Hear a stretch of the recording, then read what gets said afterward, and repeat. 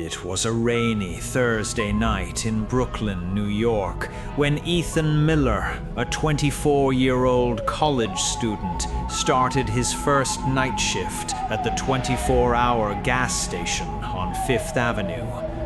The rain tapped relentlessly on the windows, and the streets outside were almost empty except for the occasional taxi. Ethan had worked night shifts before at restaurants, but this was different.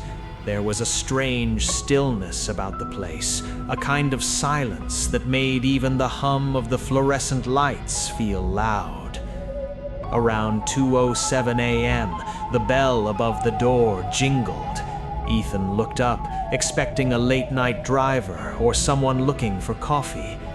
A man stepped inside. He looked normal, maybe late 30s, wearing a long dark coat, hood pulled over his head, but there was something off. He didn't speak much, just handed over a cash bill, glanced at Ethan with a strange, unblinking stare, and left. Ethan shrugged. Weird customers were part of the job. But then, exactly 1 hour later, the same man returned. Same coat, same silent stare. He bought the exact same items. And when Ethan looked up at the security camera monitor behind the counter, the man wasn't on any of the footage. Must be a glitch, Ethan muttered, trying to convince himself. But the pattern didn't stop. Every night at 2:07 a.m., the man appeared. Same coat, same items, same silent stare, always gone from the cameras. Ethan started sleeping lightly during the day, dreading the night shift. After a week, the fear became unbearable. The regular gas station nights felt haunted. Ethan realized he couldn't explain it.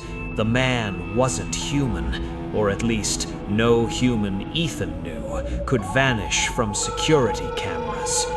On the 8th night, Ethan finally decided he couldn't work there anymore. He handed in his notice and never returned to the gas station. After leaving the gas station, Ethan Miller thought he had finally escaped the nightmare. He found a new night shift job at a small delivery company in Queens, handling packages and dispatching delivery men. He told himself this was normal work, no strange customers, no eerie stares. The first few nights were uneventful.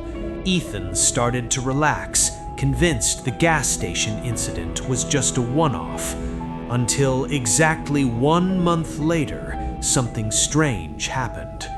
It was midnight, and Ethan was sorting packages for the night deliveries. A delivery man came in to pick up parcels. Ethan handed over the first stack, then noticed something familiar. One of the packages was the exact same brand and type that had been purchased repeatedly at the gas station, the same item the man in the coat had bought. That's when the jitters returned. At 12 a.m. sharp, a customer arrived. No, not a customer. Someone or something appeared to collect that parcel. Every night, like clockwork, this figure would show up exactly at midnight, always taking the same type of package, leaving no trace, vanishing just like the man at the gas station. Ethan tried to tell himself it was a coincidence or maybe a prank by one of the delivery men, but the security cameras showed nothing, just empty office space when the package was taken. Ethan realized with a sinking feeling the nightmare hadn't ended, it had followed him. By the end of the first week, sleep-deprived and terrified, Ethan decided he couldn't stay at this office either. The same silent, unexplainable presence had found him again. He handed in his notice, leaving the office in a hurry, hoping to escape, but deep down, he knew it wouldn't stop there. Ethan thought moving jobs would finally let him escape, but the universe, or whatever was following him, had other plans. After leaving the delivery office, he found a temporary night shift at a small convenience store in Manhattan, just to make ends meet. It was another quiet job, mostly stocking shelves and helping the rare late-night customer. The first few nights passed without incident, and Ethan allowed himself a small sigh of relief. Maybe it really was over. Then, on the fifth night, just as the clock struck midnight, he felt that familiar chill crawl up his spine. The bell above the door jingled, and a man stepped inside. The coat, the silent stare, it was unmistakable. Ethan froze. This time, the figure didn't buy anything. He simply walked to the counter, extended his hand, and took a small parcel that had been left there for delivery. Ethan checked the CCTV immediately. The footage showed empty aisles, empty streets outside, nothing moving except Ethan himself. But the parcel was gone from the counter, just like that. Night after night, the same thing happened. Exactly at midnight, a figure would appear, collect a parcel, and vanish without a trace. No camera footage, no footprints, nothing.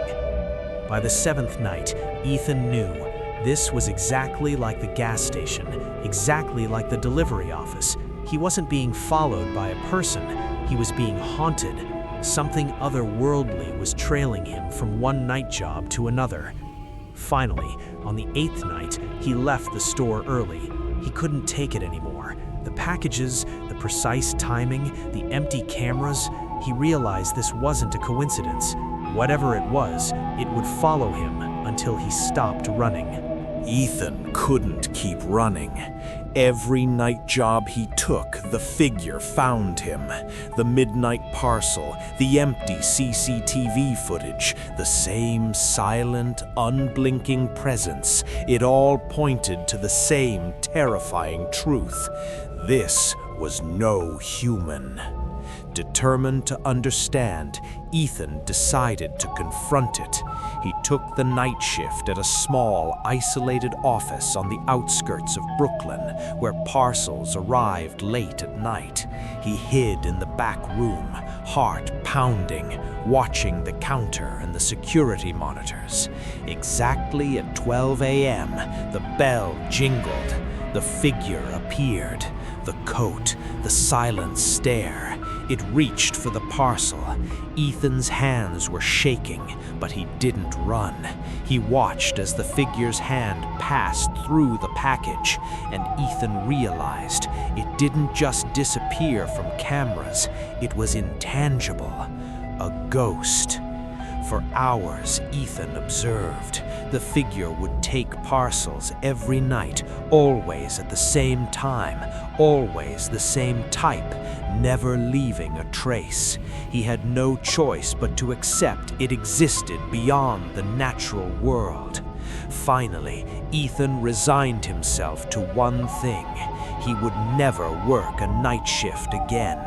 He left the office at first light, moving away from night jobs entirely. Wherever he went next, he promised himself he would never let the entity have access to him again. Even now, Ethan avoids deliveries, avoids night shifts, and warns others about the strange parcel-taking presence.